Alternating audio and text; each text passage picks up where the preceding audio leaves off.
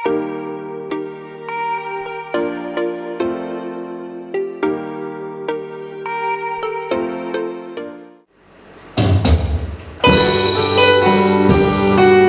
Bapak Ibu Saudara semuanya yang dikasihi Tuhan. Bersyukurlah hingga saat ini kita masih di kesempatan untuk sama-sama beribadah pada Tuhan. Mari Bapak Ibu semuanya, dimanapun kita berada saat ini, mari kita sama-sama serahkan hati kita. Kita sembah Tuhan yang Maha Tinggi.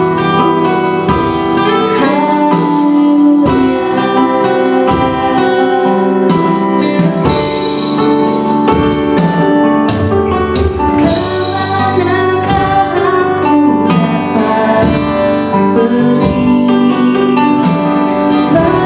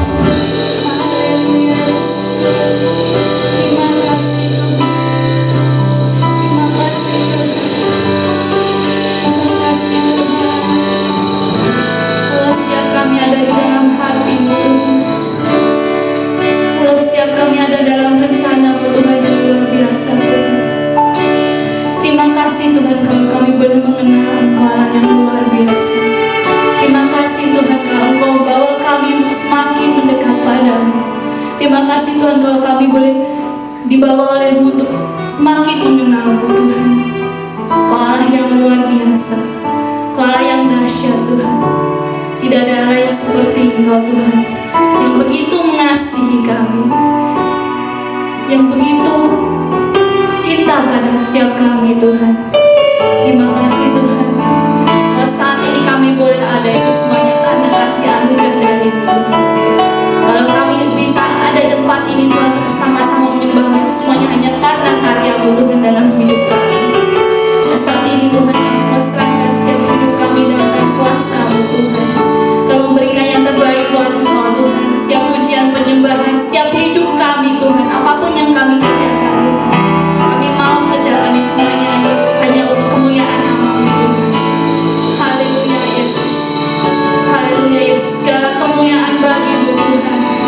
Datanglah kerajaan-Mu Tuhan, jadikan kehendak Tuhan dalam setiap kehidupan kami Tuhan. Haleluya Yesus.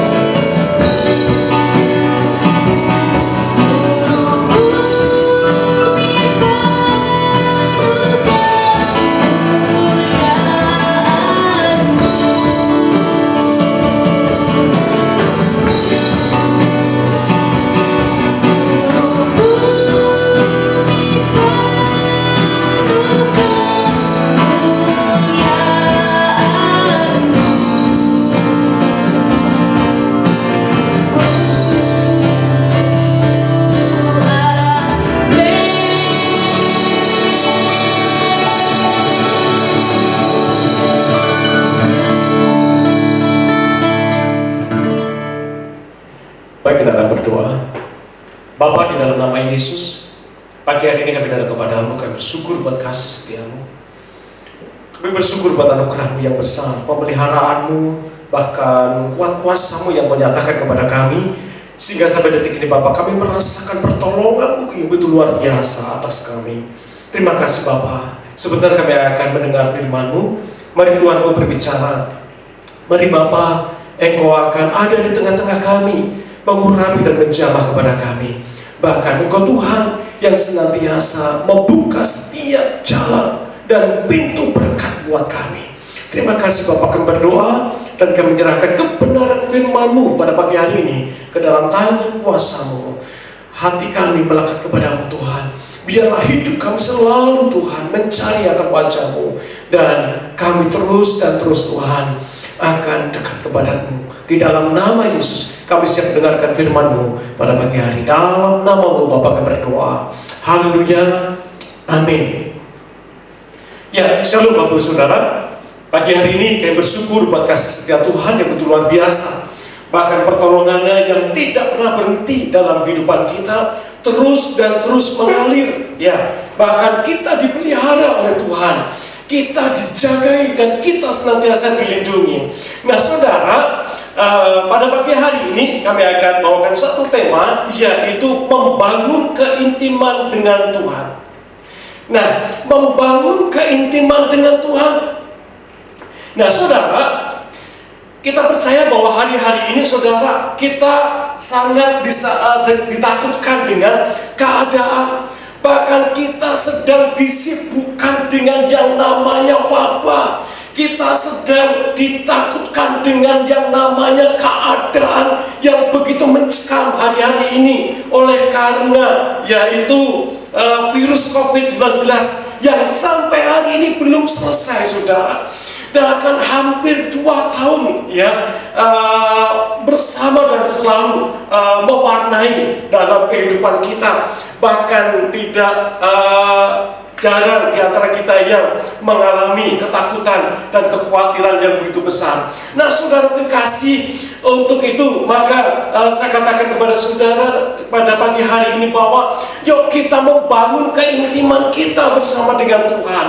Nah saudara, kita akan lihat bersama-sama yaitu di dalam Yakobus pasal yang kelima. Yakobus pasal yang kelima, ayat yang ke-15. Yakobus pasal yang kelima, ayat yang ke-15. Di sini dikatakan, saudara, dan doa yang lahir dari iman akan menyelamatkan orang sakit itu, dan Tuhan akan membangunkan dia. Dan jika ia telah berbuat dosa, maka dosanya itu akan diampuni. Nah, saudaraku kekasih di dalam nama Tuhan, kata membangun keintiman itu berarti bahwa kita hidup melekat bersama dengan Tuhan. Intim berarti saudara bahwa melekat, dekat, akrab. Nah, saudara kekasih, kata intim ini bisa kami gambarkan kalau saudara, ya anak-anak muda ini sedang jatuh cinta, sedang punya pacar yang selalu kepingin ketemu, saudara, selalu kepingin dekat dan selalu ada bersama. Wah, enggak dilewatkan waktu sedikit pun, saudara, enggak pernah dilewatkan waktu yang sedikit pun untuk menghubungi WA, video call dan semuanya. Hanya kepingin ketemu, hanya kepingin komunikasi, hanya kepingin bahwa orang itu selalu memastikan dalam keadaan yang baik. Itu kalau orang pacaran, saudara. Nah, saya katakan bahwa ketika saudara hidup melekat dengan Tuhan, apakah seperti ini? Yang selalu kepingin ketemu, yang selalu kepingin dekat, yang selalu bahwa oh ini saya kok agak jauh dari Tuhan, kok waktu-waktu saya sibuk sekali, saya jarang ketemu sekali sama Tuhan. Lalu saudara membangun kembali keintiman, lalu saudara membangun kembali kehidupan doamu. Saudara, itu sebabnya hari ini kita mau belajar bersama-sama.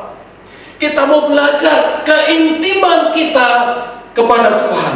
Ada beberapa cara membangun keintiman dengan Tuhan. Yang pertama, yaitu doa. Keintiman bersama dengan Tuhan tidak terlepas dari kehidupan doamu, tidak pernah terlepas yaitu dari penyembahanmu, saudara. Itu sebabnya saya katakan bahwa doa itu mengambil bagian terpenting. Doa itu mengambil peranan terpenting membangun hubungan bersama dengan Tuhan. Kalau saudara melakukan kegiatan, kalau kita melakukan pekerjaan apapun, yes, oke, gak apa-apa. Dan Tuhan izinkan semuanya itu boleh kita kerjakan, boleh kita lakukan. Tetapi ingat bahwa kita punya yaitu hubungan pribadi bersama dengan Tuhan. Doa itu harus, saudara. Doa itu penting membangun hubunganmu bersama dengan Tuhan. Waktu awal pertama manusia jatuh ke dalam dosa, itu persoalannya sepele, saudara. Ketidaktaatan. Adam dan Hawa yang tidak taat kepada Tuhan, sehingga dia jatuh ke dalam dosa dan membuat hubungan pribadi antara manusia dengan Bapa menjadi terputus. Sekalipun demikian, Allah masih mengasihi kita, Allah masih sayang kepada kita, Allah masih memperhatikan kepada kita. Sekalipun kehidupan jauh, karena apa? Karena ketidaktaatan kita. Itu sebabnya mari kita membangun kembali hubungan yang jauh daripada Tuhan itu, yang jauh daripada doa itu. Lakukanlah, saudara. Itu sebabnya pemazmur berkata di dalam Mazmur pasal yang ke-88 ayat yang ke-13. Mazmur 88 ayat 13. Tetapi aku ini, ya Tuhan, kepadamu aku berteriak minta tolong, dan pada waktu pagi doaku datang di hadapanmu. Daud berkata di dalam pasal yang ke-88 ayat yang ke-13. Tetapi aku ini, ya Tuhan, kepadamu aku berteriak minta tolong. Daud selalu dia berteriak minta tolong, selalu dia berseru kepada Tuhan, selalu dia mencari wajah Tuhan, selalu dia berdoa, selalu dia menyembah kepada Tuhan. Dan dikatakan, dan pada waktu pagi aku datang kepadamu. Pada waktu pagi, saudara, kalau saya katakan pada waktu pagi, itu berbicara bahwa Daud itu selalu memikirkan, selalu merenungkan. Daud itu selalu kepingin dekat terus kepada Tuhan. Sehingga pagi-pagi benar, sebelum orang lain bangun, dia sudah berlutut, dia sudah berteriak minta tolong, dia sudah berdoa dan dinaikkan kepada Tuhan. Pertanyaannya sekarang dengan saudara dan saya, pada waktu pagi-pagi benar, apa yang saudara dan saya kerjakan?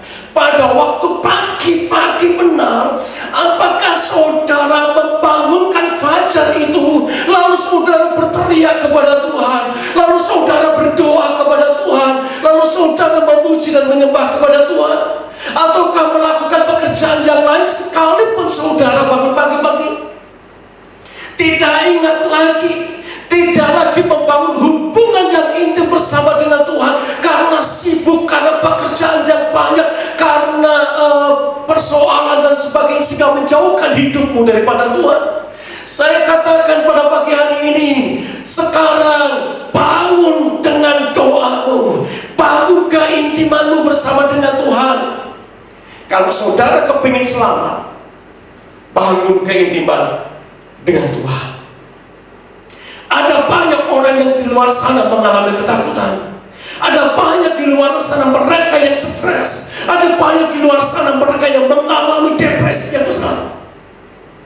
Karena kehidupan yang jauh daripada doa. Karena kehidupan yang jauh dari penyembahan. Karena yang jauh daripada memuji dan menyembah kepada Tuhan. Kekhawatirannya muncul, ketakutan semakin menjadi-jadi, sehingga segala sesuatu pikirannya selalu negatif, saudara. Tetapi saya katakan, bangun hidupmu dengan doamu. Bangun pagi-pagi, berdoa kepada Tuhan, menyembah kepada Tuhan. Di dalam Yakobus pasal yang kelima, ayat yang ke-15, di sana juga dikatakan, dan doa yang lahir dari iman akan menyelamatkan orang sakit itu. Berarti bahwa doa itu berkuasa. Berarti bahwa doa itu memiliki power, memiliki kekuatan yang dahsyat, saudara. Saya sangat semangat sekali, saudara, kalau berbicara tentang doa ini.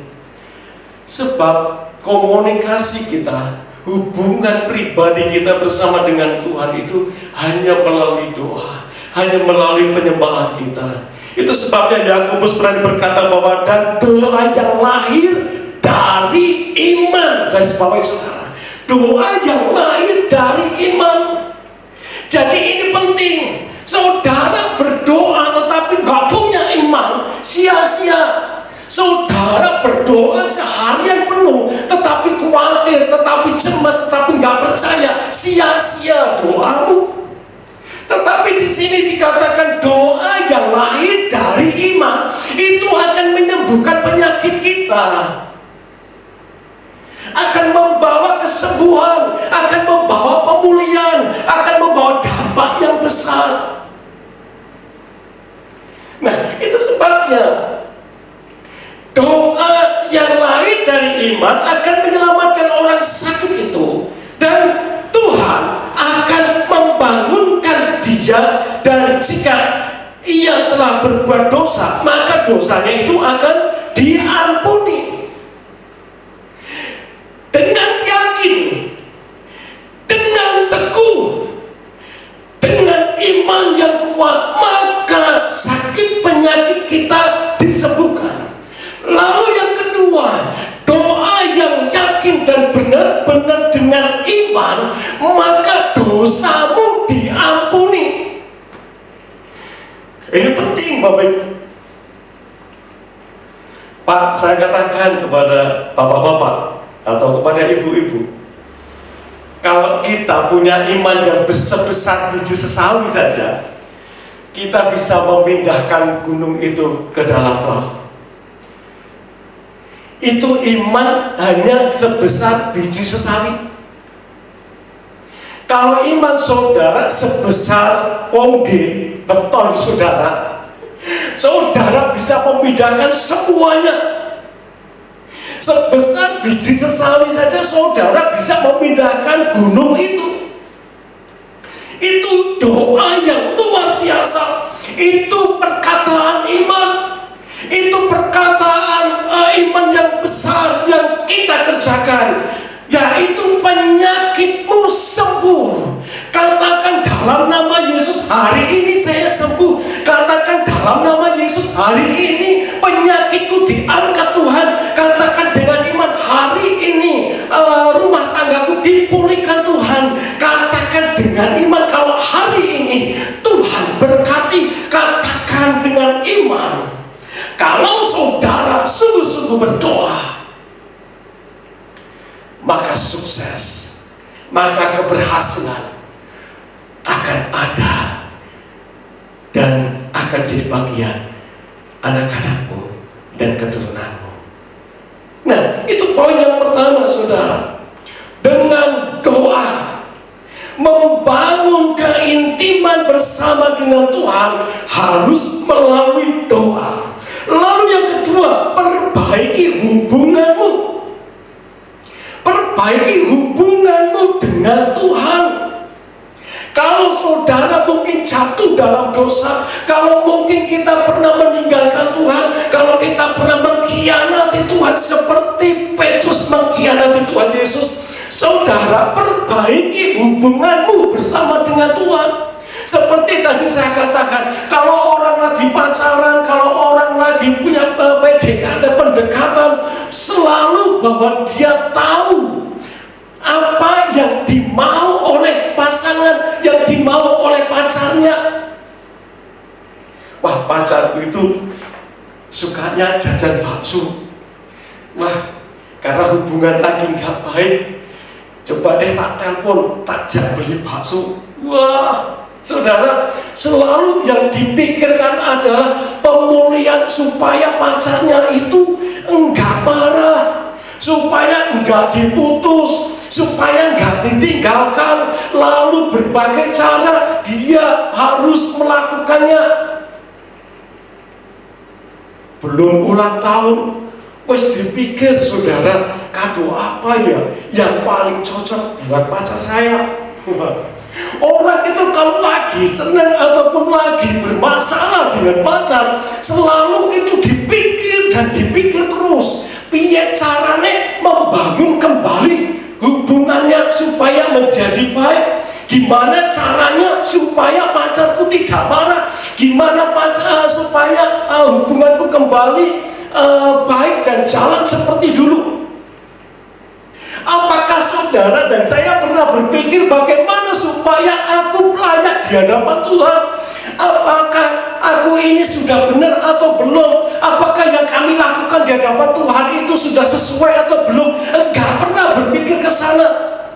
Hubungan keluargamu itu ditentukan, saudara, besar kecilnya doa dan pendekatanmu.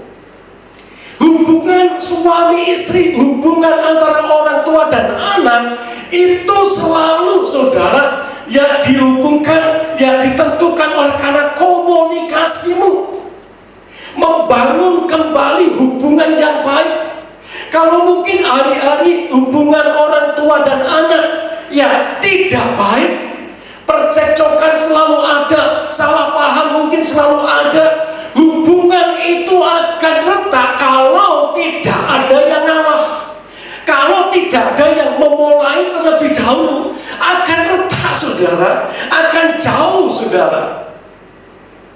Itu sebabnya yang perlu kita pikirkan sekarang adalah bagaimana supaya hubungan antara suami istri, hubungan orang tua dan anak, yang mertua dan menantu itu menjadi baik.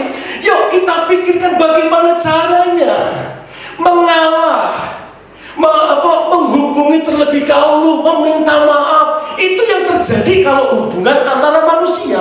Lalu bagaimana hubungan kita antara kita dengan Bapa di surga? Yuk kita datang kepada Tuhan. Bapa, ampuni kami sudah berdosa.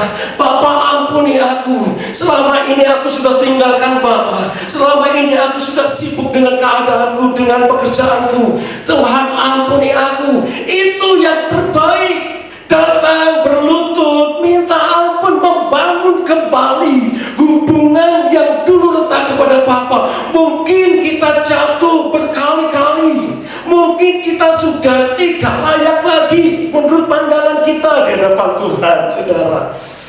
Kita jatuh dalam perzinahan, kita jatuh di dalam perjudian, kita jatuh di dalam hal apapun.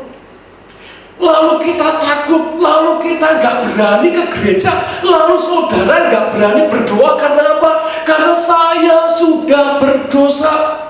Saudara ingat ketika seorang penjahat yang ada di sebelah kanan Tuhan Yesus, dia seorang penjahat yang dibebaskan. Dia seorang penjahat yang mendapatkan pengampunan karena dia berkata, Yesus, ingatlah akan aku ketika engkau datang menjadi raja.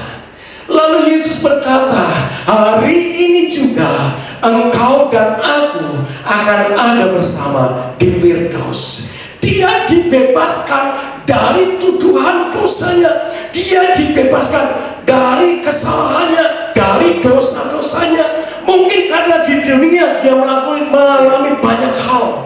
Di dunia dia mengalami banyak dosa dan kejahatan, lalu dihukum. Sebuah konsekuensi besar yang harus dia tanggung. Tetapi dia mendapatkan pembebasan, yaitu pengampunan dosa. Sekarang saya katakan, sebesar apapun dosamu, seberat apapun beban hidupmu, sejauh mana saudara lari dari hadapan Tuhan, ketika saudara datang minta ampun kepada Tuhan, saudara berlutut, Tuhan ampuni aku Tuhan, ampuni kami. Saya sudah berdosa, saya sudah tinggalkan Tuhan. Sekarang Bapa, waktunya Engkau memproses hidup kami. Saudara, dan Tuhan akan mengampunimu, Tuhan akan mengangkatmu, dan Tuhanlah yang akan membebaskanmu. Di dalam Ulangan pasal yang ke-8 ayat yang ke-11, Ulangan pasal yang ke-8 ayat yang ke-11, hati-hatilah supaya jangan engkau melupakan Tuhan Allahmu dengan tidak berpegang kepada perintah, peraturan, dan ketetapannya yang kusampaikan kepadamu pada hari ini. Perhatikan ayat ini. Hati-hatilah, jangan engkau melupakan Tuhan Allahmu. Jangan engkau melupakan Tuhan Allahmu. Dikatakan hati-hati saudara, sebab ada banyak jerat, sebab ada banyak tantangan di sana yang mudah sekali saudara dan saya melupakan Tuhan. Ada banyak rintangan, ada banyak godaan untuk kita tinggalkan Tuhan. Sering saya katakan kepada anak-anak muda, nah kita diiming-imingi BMW saudara, lalu datang lagi besoknya bawa Innova, lalu besoknya lagi datang bawa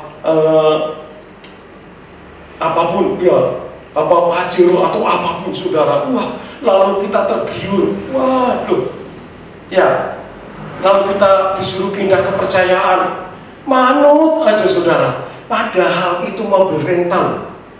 Hati-hati ya, kita jangan tertipu kadang-kadang sama orang. Jangan lihat casingnya, jangan lihat penampilannya. Anak-anak muda, itu jerat buat kita. Mending kalau saudara dan kita ini tahu sebenarnya, datang jalan kaki, saudara, mungkin akan itu lebih baik karena berkata jujur, karena itu sebuah kejujuran. Mending kita membangun bersama dari awal. Lebih baik kita ini membangun bersama-sama dari bawah, daripada saudara diiming-imingin yang banyak kemewahan, tetapi kepalsuan akan muncul di kemudian hari. Kejujuranmu di hadapan Tuhan itu penting. Hati-hati dengan keadaan kita lihat ini. Banyak tantangan, saya katakan, banyak sekali yang membuat saudara dan saya tinggalkan Tuhan, dan sangat mudah sekali.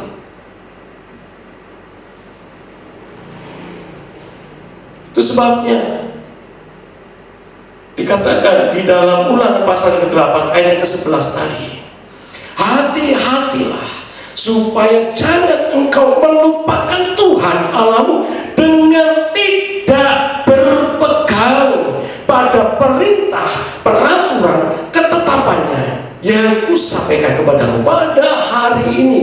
Perhatikan, ini ayat luar biasa. Berpegang pada perintah. Apa perintah Tuhan? Hendaklah engkau menyembah kepada Tuhan Allahmu dengan setiap ketulusan kita, dengan setiap kerendahan hati kita, saudara.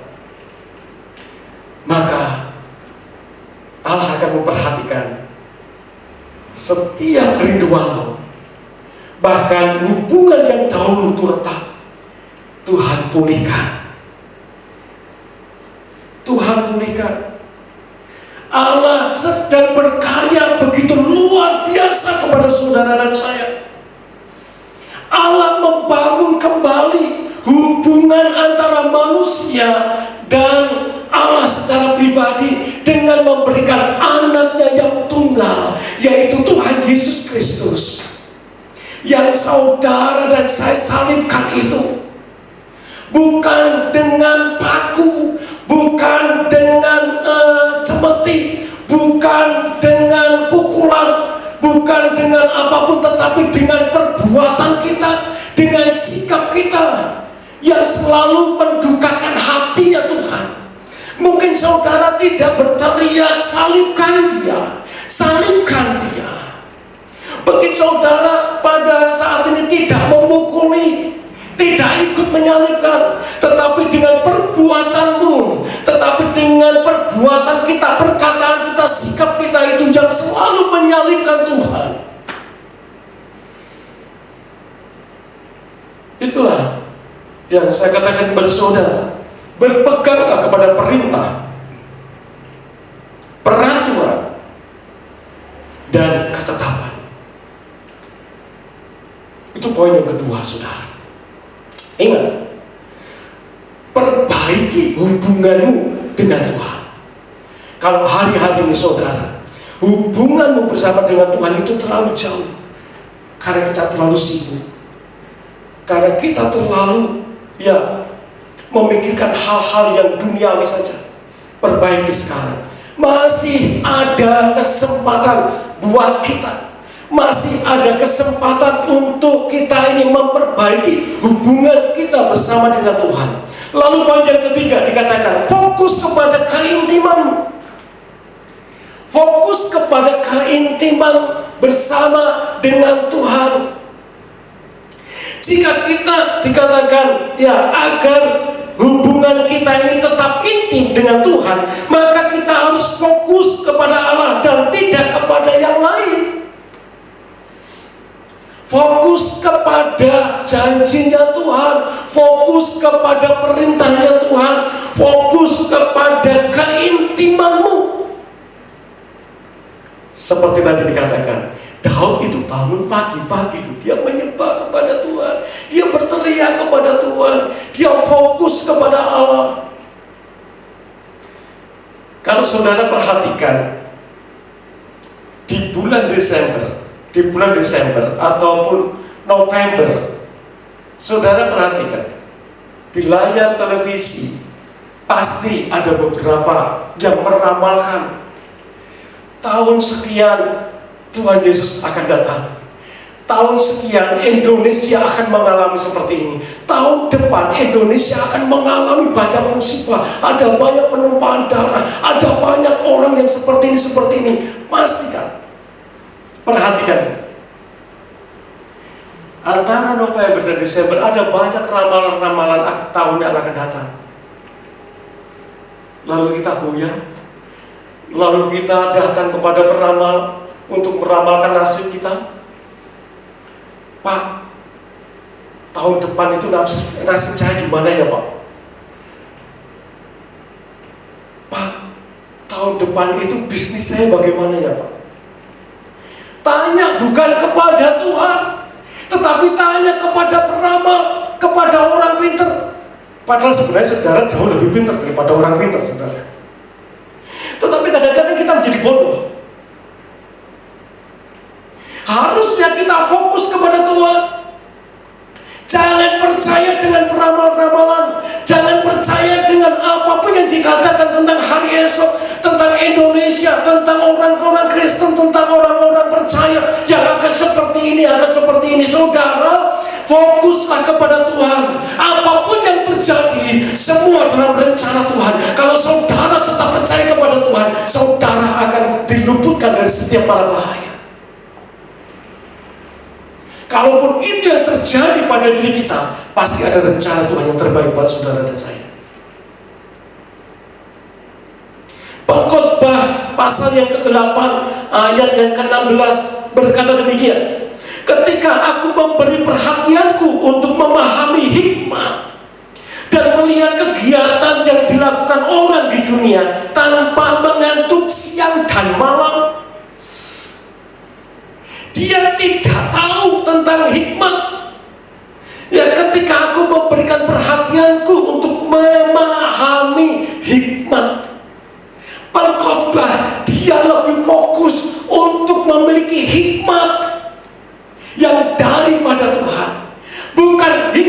dari manusia, tetapi dia fokus hikmat yang daripada Tuhan. Dia fokus hanya meminta hikmat yang daripada Tuhan. Mungkin orang dunia, dia siang dan malam hanya memikirkan apa yang terbaik bagi dirinya sendiri, dan dia tidak tahu arah dan tujuan yang akan dicapai. Tetapi berbahagialah orang yang selalu mencari hikmat.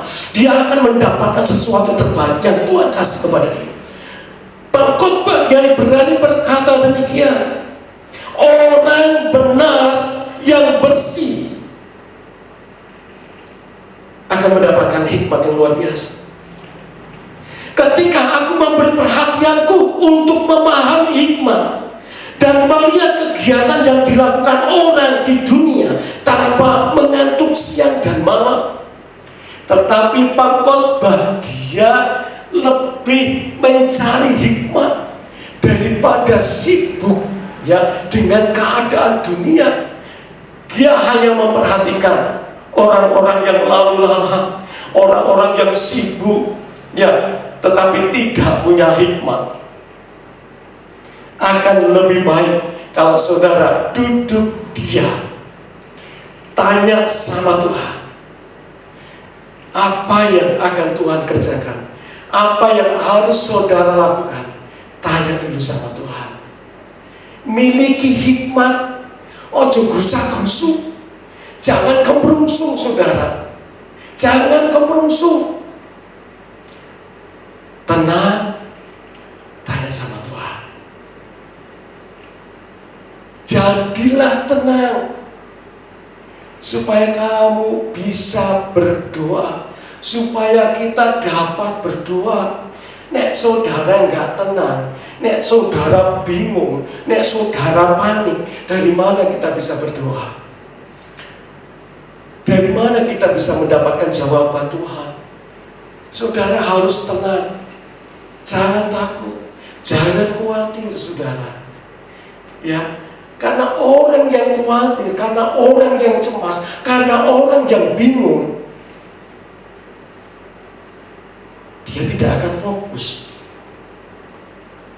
dalam doanya. Baru berdoa, doanya pertama tenanan, saudara, sungguh-sungguh berdoa. Lalu di tengah-tengah doa teringat, aduh, komporku tadi udah tak matiin apa belum? Gerbangku tadi sudah tak kunci apa belum? Kan ada banyak harta di rumah. Lalu saudara panik, saudara bingung. Itu sebabnya untuk mengatasi semuanya itu, saudara pastikan sebelum saudara berdoa, sebelum saudara berlutut, sebelum saudara minta hikmat kepada Tuhan dengan kehidupan pribadimu, hubungan pribadimu bersama Tuhan, pastikan bahwa lingkungan itu aman. Saudara berangkat ke gereja, pagi-pagi sudah ribut sama anak, kamar mandi gantian. Lalu saudara waktunya mepet, ya, karena kamar mandi di rumah cuma satu, jadi kita harus bangun pagi-pagi, saudara, supaya enggak kemerungsung. Pastikan bahwa semuanya aman, supaya enggak kemerungsung. Dan kalau saudara berangkat ke gereja dengan hati yang tergesa-gesa, dengan semangat yang besar, tetapi saudara, karena kemerungsung itu, saudara lupa kunci kamar, gembok, pagar dan sebagainya.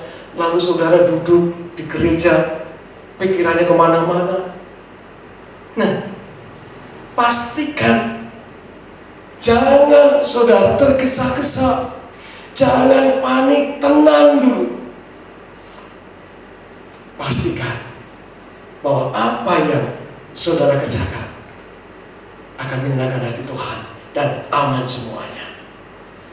Sekarang poin yang keempat, merawat agar hubungan kita langgeng, merawat agar hubungan kita ini menjadi baik. Nah, kalau hubungan suami istri, untuk merawat agar hubungan itu menjadi langgeng, agar hubungan itu menjadi baik, agar hubungan itu tidak retak, yang pertama saudara, komunikasi. Hubungan suami istri itu, ya, kalau saudara kepingin langgeng, kalau saudara itu kepingin hubunganmu itu aman, ya, terus dan terus sampai mau memisahkan saudara, yang pertama komunikasi. Komunikasi yang sehat akan membuat dalam rumah tanggamu itu menjadi nyaman. Kalau komunikasi di dalam rumah tangga, di dalam keluarga itu nggak sehat, seperti neraka. Suami pulang, istri di rumah, wes anjir. Tahu saudara? Anjir gadul dulu saudara. Ya, mukanya seperti pepaya, lonjong, berkerut, menyeramkan saudara. Lalu ditanya, Bu, masa apa? Tili orang dewi.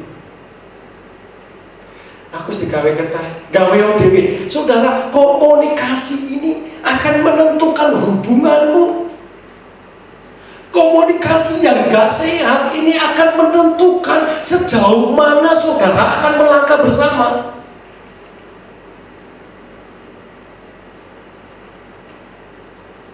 Anak tanya sama orang tua, Pak, Papa kok pulangnya malam? Papa dari mana? Lalu papanya marah. Anak itu tugasnya cuma belajar, gak usah tanya orang tua dari mana dan sebagainya. Marahnya luar biasa. Loh, cuma tanya Papa kok pulangnya malam? Jawab sepele gampang saudara ya. Oh iya nak, Papa lembur. Oh Papa tadi di jalan, lalu sepeda motornya kempes. Papa nuntun itu sepeda motor jauh banget. Udah bereskan selesai. Daripada saudara jawab, tetapi melukai hati anak. Itu sebabnya yang pertama dikatakan dari poin yang keempat ini, komunikasi.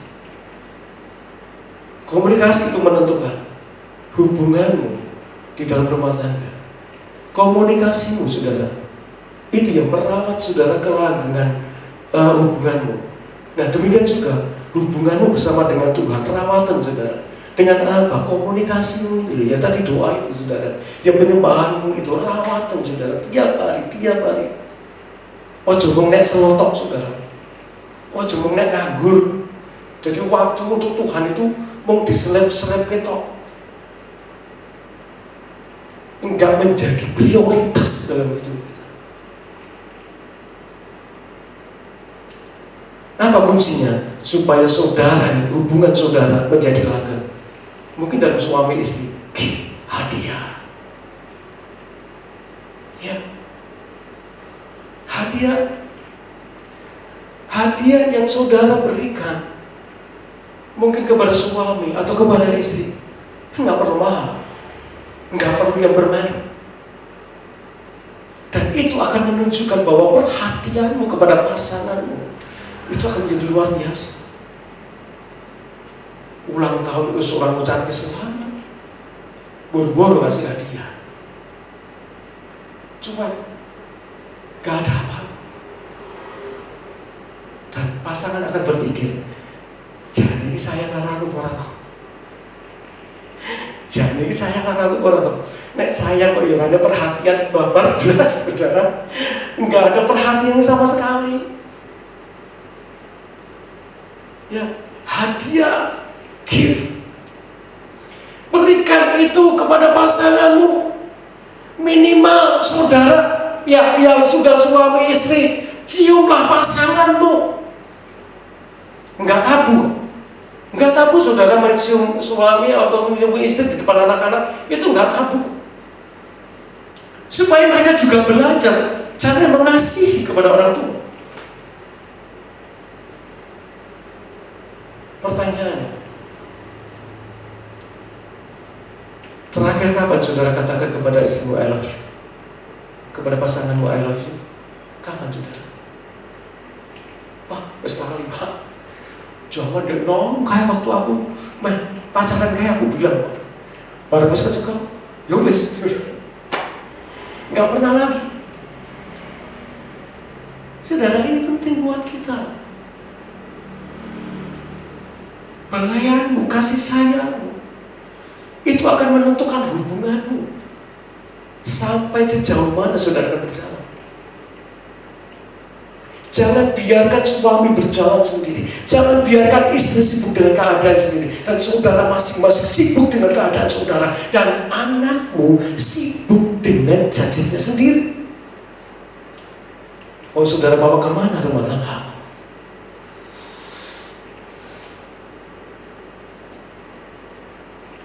Yang ketiga saudara,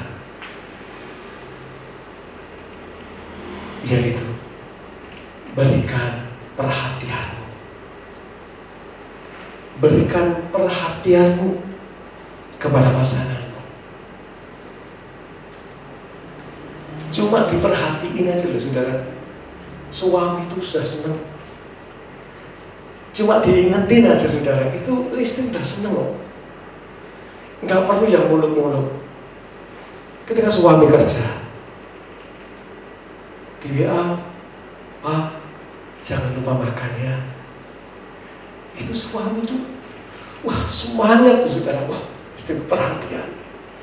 Lalu ketika si istrinya ada di rumah rawat anak-anak, suami WA, ya jangan lupa makan ya, istirahat. Nah, perhatian cuma sepele saudara. Perhatian itu cuma hanya kata-kata. Apalagi kalau saudara pulang membawa sesuatu buat istri atau buat anak-anak. Wow, luar biasa saudara. Cuma itu tadi saya katakan bahwa perhatianmu.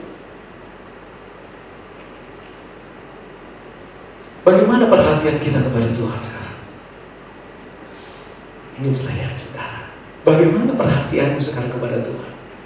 Sudahkah kau menyapa kepada Tuhan, Bapak? Thank you. Bapak, terima kasih. Engkau baik buat kami. Engkau sayang kepada kami. Lalu saudara katakan, I love you, Bapak. I love you, Bapak. Luar biasa kan? Dan Tuhan akan lakukan sesuatu yang luar biasa karena apa saudara? Karena engkau selalu memperhatikan cara hidupmu. Allah nggak pernah minta yang muluk-muluk kepada saudara. Allah nggak minta hartamu, nggak minta sesuatu yang lebih daripadamu, kecuali saudara, yaitu memperhatikan cara hidupmu, cara hidup kita ini loh, yang Tuhan inginkan. Allah nggak butuh apa-apa. Yang dibutuhkan Allah dalam hidup kita adalah 4 perkara ini. Pertama, doa. Yang kedua, perbaiki hubunganmu dengan Tuhan. Lalu yang ketiga, fokus kepada sebuah keintimanmu. Dan yang keempat, merawat agar hubungan menjadi langgeng. Rawatlah hubungan pribadimu itu bersama dengan Tuhan. Jangan menyisakan waktu hanya untuk berdoa. Jangan sisakan. Tetapi saya katakan prioritaskan. Prioritaskan. Jangan sisakan waktu. Prioritas utama itu untuk menyembah kepada Tuhan. Kalau saudara nggak kepingin menyisakan waktu, prioritaskanlah itu. Bangun pagi, doa malam sebelum tidur atau tengah malam ketika saudara terbangun, saudara bisa menyembah kepada Tuhan. Atau siang hari ketika saudara waktu saudara lenggang, saudara berdoa dan membangun hubungan bersama dengan Tuhan. Ada kerinduan yang dalam untuk menyembah. Ada kerinduan yang dalam untuk selalu melekat dan dekat kepada Tuhan. Itu Itu sebabnya saudara, 4 perkara ini ketika saudara dan saya kerjakan akan dahsyat dan luar biasa, dan Tuhan akan memperhatikan hidup kita dan memberkati kita dimanapun kita berada. Tuhan Yesus memberkati kita sekalian. Amin. Mari kita akan berdoa. Bapa, terima kasih buat firman-Mu pagi hari ini. Kami mau kembali membangun keintiman kami bersama-Mu Tuhan. Kami mau bangun kembali keintiman kami bersama dengan-Mu Tuhan. Dengan doa kami, dengan fokus kepada sebuah keintiman kami, dengan pujian dan penyembahan kami. Dan kami Tuhan hanya tertuju kepada membangun hubungan kami bersama-Mu, agar tetap bersama-Mu Tuhan, agar tetap ada di dalam hadirat-Mu Bapa, agar tetap hidup kami melekat kepada-Mu. Terima kasih Bapa yang baik. Terima kasih buat firman-Mu pada pagi hari ini. Engkau mengingatkan kepada kami, Engkau ingatkan kami, sehingga hidup kami menjadi berbeda, sebab Engkau Allah bersama-sama dengan kami. Terima kasih Bapa buat firman-Mu pada pagi hari ini, meneguhkan dan menguatkan kepada kami. Di dalam nama Tuhan Yesus Kristus kami berdoa dan kami mengucap syukur kepada-Mu. Haleluya, haleluya. Amin, amin.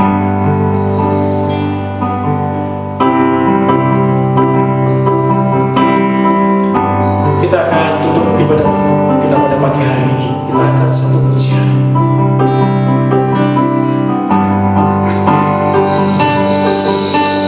Yang ku mau hanya menyenangkan-Mu, biarlah seluruh hidup berkenan kepada-Mu.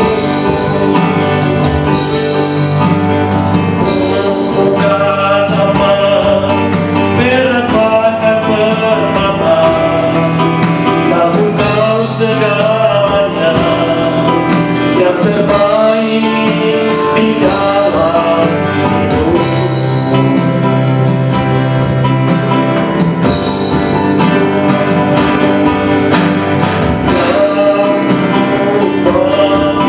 Hanya menyenangkan-Mu, biarlah seluruh hidupku berkenan kepada-Mu. Bukan emas, perak bahkan permata, namun Kau segalanya yang terbaik di dalam hidupku. Namun Kau segalanya yang terbaik di dalam hidupku. Namun Kau segalanya yang terbaik di dalam hidupku.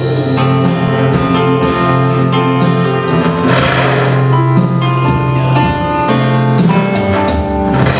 Bapa, terima kasih. Engkau sudah campur tangan Tuhan. Engkau sudah menyertai ibadah pada pagi hari ini. Awal, pertengahan, sampai pada akhirnya. Engkau selalu ada Tuhan. Engkau selalu memberikan kekuatan dan keteguhan kepada kami. Terima kasih Bapak buat firman-Mu. Dan sekarang Bapak kami berdoa untuk anak-anak-Mu yang sedang berbaring sakit. Bapak, di dalam nama Yesus, Engkau yang menjamah, Engkau yang memulihkan, Engkau yang melakukan perkara yang besar. Bangunlah, bangun sekarang dari tempat tidurmu. Allah lakukan perkara yang luar biasa. Allah akan menjamah-Mu, memberikan kesembuhan. Yang berbeban berat, yang berbeban berat sekarang katakan dalam nama Yesus, aku sudah bebas. Dalam nama Yesus, aku sudah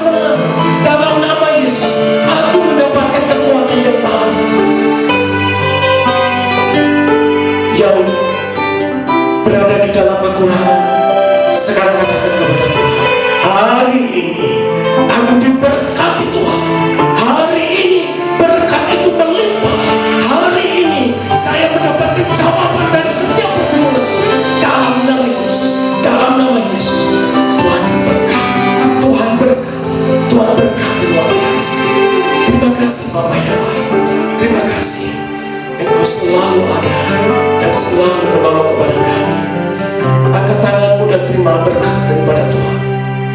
Kiranya damai sejahtera dan kasih karunia dari Allah Bapa akan memberkati keluar masuk, akan memberkati tempat adonanmu, dan akan melakukan perkara-perkara yang dahsyat di dalam hidupmu. Dan oleh karena karya Tuhan Yesus Kristus, Allah akan melakukannya dan akan menyertaimu, memberikan kasih-Nya kepadamu, menyertai di dalam setiap perjalanan hidupmu. Dan oleh karena kuasa Roh Kudus memberikan damai sejahtera dan kasih karunia kepadamu. Kiranya anugerah Bapa, cinta kasih Tuhan Yesus Kristus, serta persekutuan daripada Roh Kudus memberkati engkau hari ini, seterusnya, sampai selama-lamanya. Tuhan Yesus memberkati. Haleluya, haleluya.